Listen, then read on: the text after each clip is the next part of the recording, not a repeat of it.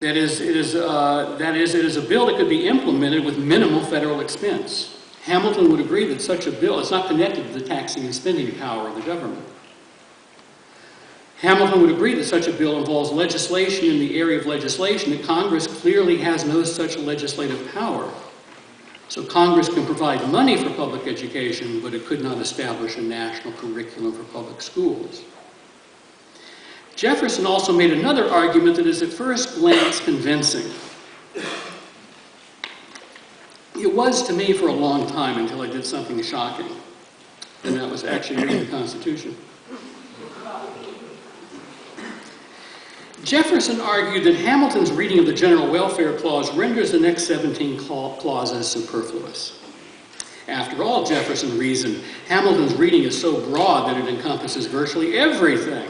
In a document as brief as the U.S. Constitution, it would seem odd that the men who drafted the document would have wasted their time drafting 17 superfluous clauses. When we actually read the text of Article 1, Section 8, Jefferson's argument becomes less convincing. Article 1, Section 8, and I'm going to make references to some of the next 16 clauses. Article 1, Section 8 contains numerous items that have virtually nothing to do with the taxing and spending powers of the federal government. For instance, Congress has the power, quote, to regulate commerce with foreign nations and among the several states.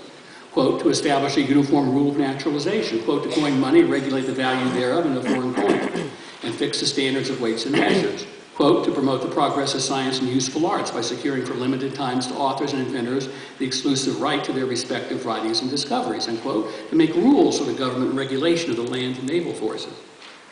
It could be argued that these are government functions that could not be carried out under Hamilton's understanding of the General Welfare Clause. They are powers that are not superfluous, but that exist independently of and in addition to the General Welfare Clause. Even Congress's power to declare war falls into this category. We often hear that talk is cheap. Declaring war is talk. Now, financial support for a war could be assumed as providing for the common defense, but the actual declaration of war is another matter. And there are other powers listed in Article 1, Section 8 that could be seen as being justified through a Hamiltonian reading of the General Welfare Clause, for instance, establishing post offices and post roads, raising and supporting armies, and providing and maintaining a navy would be obvious examples. However, it should also be clear that the framers of the Constitution would have wanted to put beyond all doubt the fact that this new federal government would have the power to raise and support armies and provide and maintain a navy. These are not the sorts of governmental functions that one would want to leave unclear or to constitutional interpretation. Now, some of the issues that have been raised bring to mind a fairly recent development in American politics. It's actually unfolding over the several decades. A development that may well render moot much of what has gone before. Congress, under the Constitution, has no power to establish a national minimum drinking age. But in effect, it did so some years back. This happened, by the way, oddly enough, in the Reagan administration.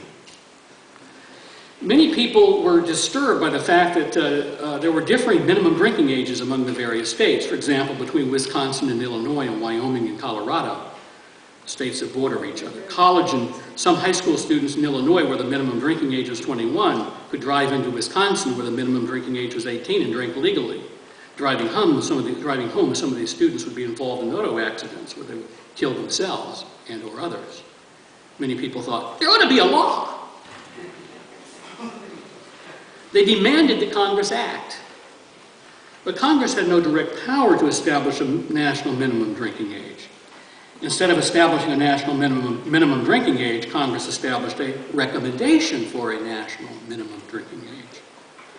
In the bill that established the recommendation, there was a section that gave the federal government the power to cut off federal funds for any state that did not follow the recommendation. I think there's a word for this. Most of the states with a minimum drinking age under 21 quickly fell in line, with the exception of Louisiana, which after several years of taking a financial hit became the last state to accept this recommendation. This model of requiring states and institutions to follow federal guidelines or recommendations upon penalty of losing federal funding of one sort or the other has been followed numerous times. It is also this model that will likely get us the establishment of a national curriculum for public schools. One can argue that this is the process more than anything else. This may move us closer to unlimited government. But even then, it will still not be that, as we shall see.